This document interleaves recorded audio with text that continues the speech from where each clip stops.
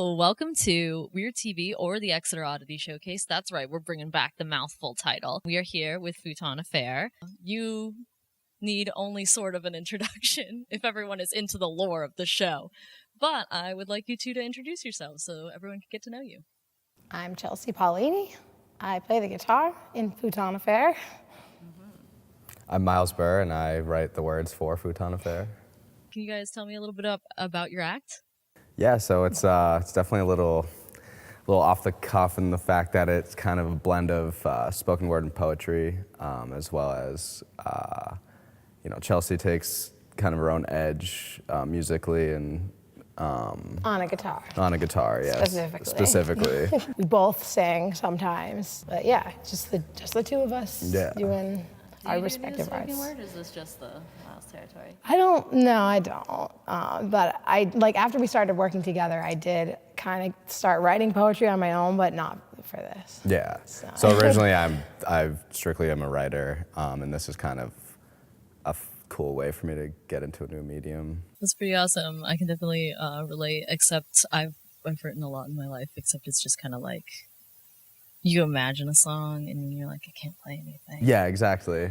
So it's like, she imagines that for me.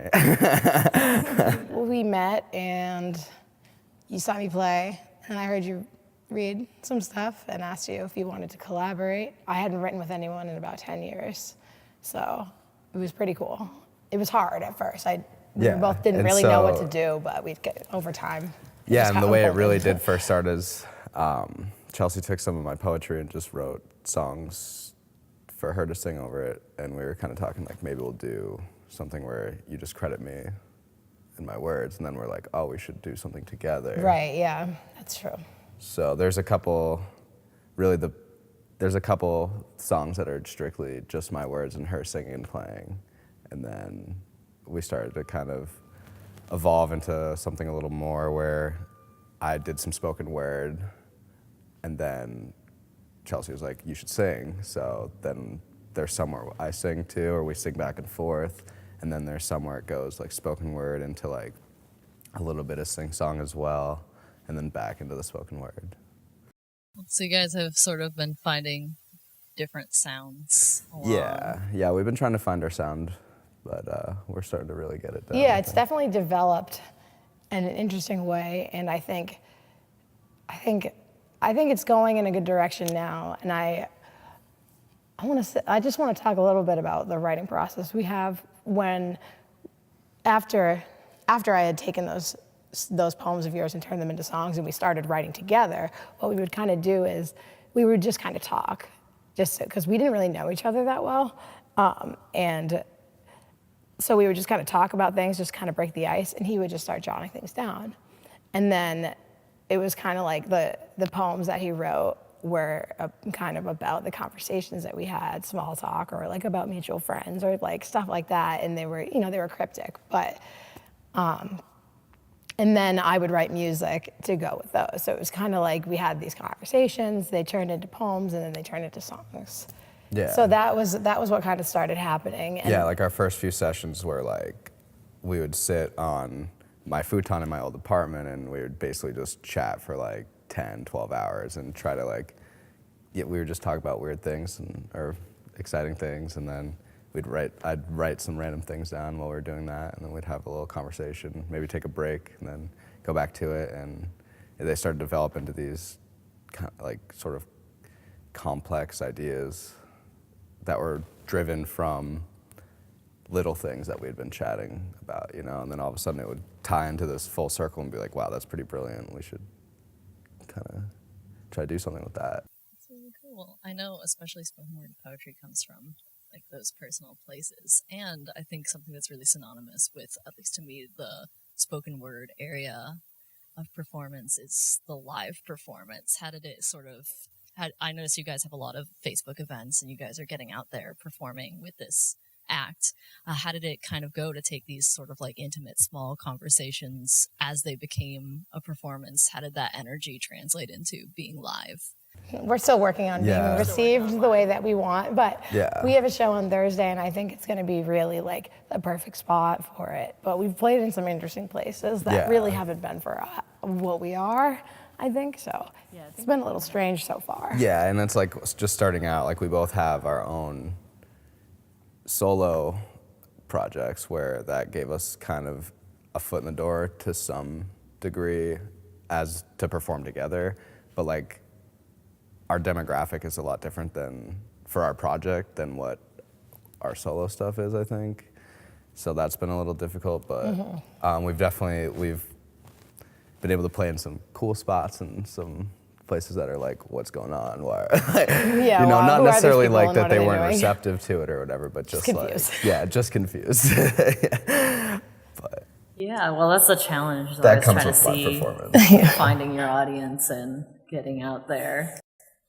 I think people, once we're in an environment playing live and performing where people can hear what it is we're talking about or like what we're doing, then they'll be into it. I think that like the subject matter is like we kind of make these small observations about people and just like overanalyze them, or we, try to get into other people's heads and we kind of try to guess what they're saying. Yeah. Would you agree with that? And we kind of put our own spin to like certain things, and I think it is comedic in a way, but you have to kind of get the voice. Yeah, it Myles' has kind of like a writing. dark, my writing I'd say has like kind of a dark cynicism to it, but it's like, I don't know. I think it's funny. I think I'm funny. So It is funny, and I think if people like really just, you know what I mean, like just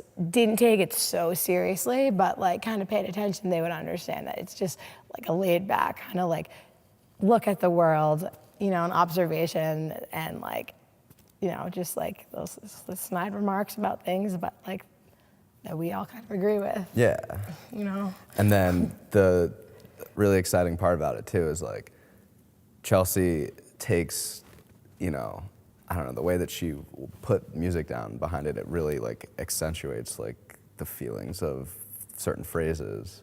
And that's been really exciting for me too in the regards to like doing just spoken word. It's like I can say it how I see it in my head, but then she'll take things that I've written and just completely put a whole new spin on it, because like her interpretation of it by reading it and then musically is different, but not in a bad way, like in a really great way. So it's like I almost feel like it puts this bridge that people are able to like cross over and like, experience like these deeper human emotions that they might not right away like want to think about or even think at all,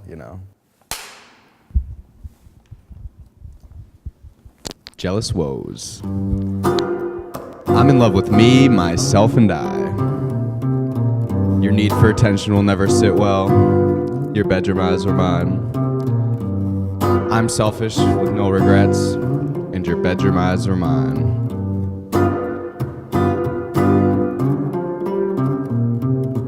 Rachel reveal her flaws and faults.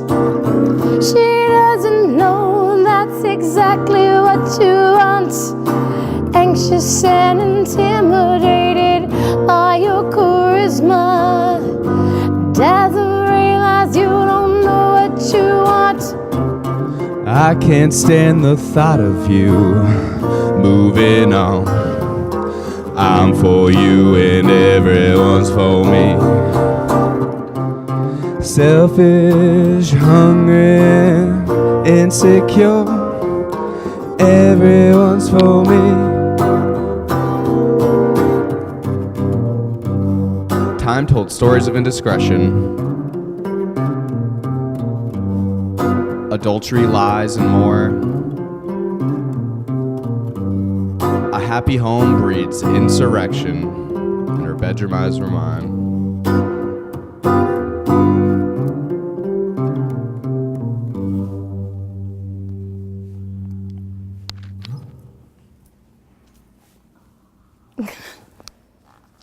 That's one.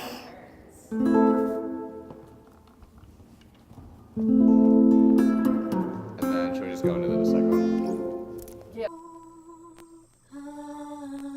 Is it sort of a challenge for both of you to sort of like work against your normal type of thing, possibly like writing music for poetry and writing poetry for music? It's definitely a challenge, but it's really fun. I like a challenge. It's like basically instead of like, because I write my own words when I write my songs, so like I will write a melody and have the chords or the guitar parts that go underneath it. But now I'm not writing a melody a lot of the times, because I think what works really well is when Myles does his spoken word poetry over the guitar. I think that's what makes it cool and different, and I think that's what gets the emotion across. So I have to step back and like look at like, okay, how can I write these guitar parts so that they accentuate what Myles is saying and like the emotions he's trying to get across? How can these guitar parts speak for themselves, but also like tell the same story that Myles is telling, and like, or like paint some kind of backdrop for it, rather than the melody.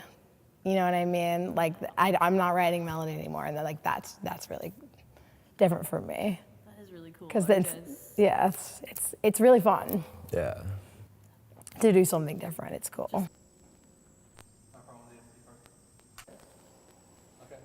Okay, are we good? You guys, I think, wanted to talk a little bit about merch. Do you want to talk about the design elements?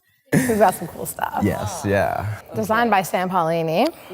It's we're called Futon Affair, so I just thought, close the blinds and they're showing a little bit, and then Sam took some kind of spin on it, and it's pretty cool. Yeah. I don't really know exactly what it means, but I can interpret it. But yeah, it's open for interpretation. I could ramble on about it for hours, and it wouldn't make much sense, but. A slow zoom where it like comes in, kind of like yes, like the camera pulls in. All right. Yeah. All right. It was great.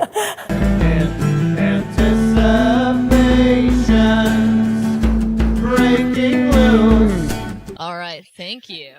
You guys have any other things that are going on tour with you as far as graphic materials and things that people? We have a lot of like upcycled clothing, so like one-of-a-kind stuff we found at thrift stores that have the print on it, or that are patched with the print, or some lyrics or poetry that we have like on a print, on a patch, and screen printed. So some cool stuff patched up and printed.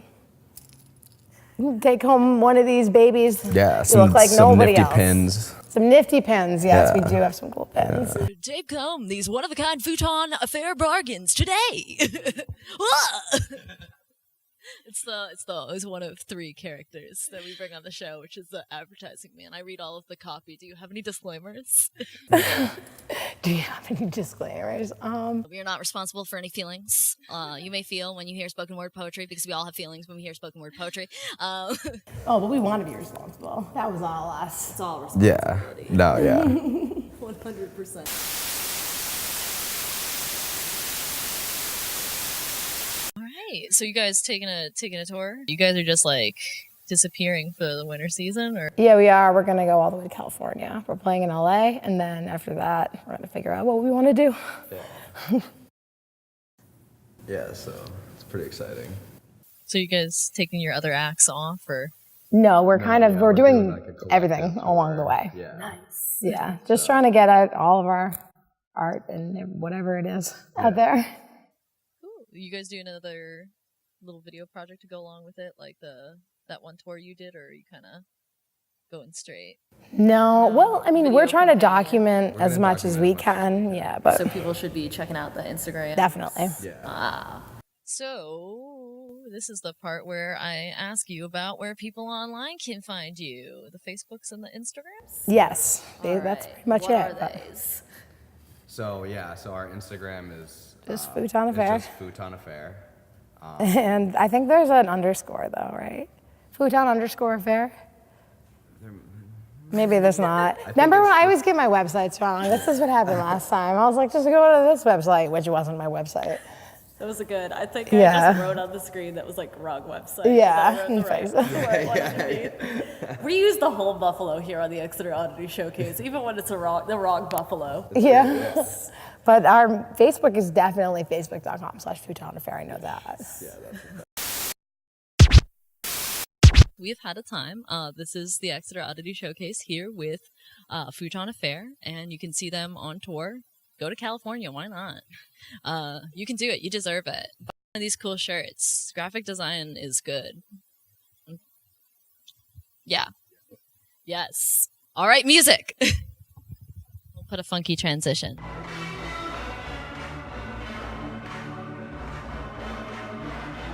In my mind's eye, I see a burning resolve. I smell the perplexity of overstimulus. I hear white noise, the trickle of insecurity breeze, a complex I can't quite define. My mind tingles with an imminent doom. A voyage due to dissociation. The happy wander is just a tourist aloof. I'm a slave to the constructs of time, tied to the whipping post time and time again. Does a sundial still work in gray skies? A broken mirror misconstrues vanity. I'd like to claw the hysteria out of my eyes. Dysfunction breeds dysfunction. I'd like to claw the hysteria out of my eyes.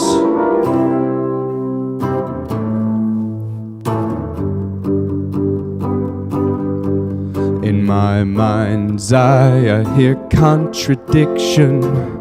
I smell implications of infidelity. I hear soft sobbing, the trickle of unwanted tears leaves salty mascara stains on dirty pillowcases. An act of contention, battling a war nobody wins. Brace yourself for another episode. Here I was thinking this show was cancelled. This has been Technical Difficulties, the spirit of public access television.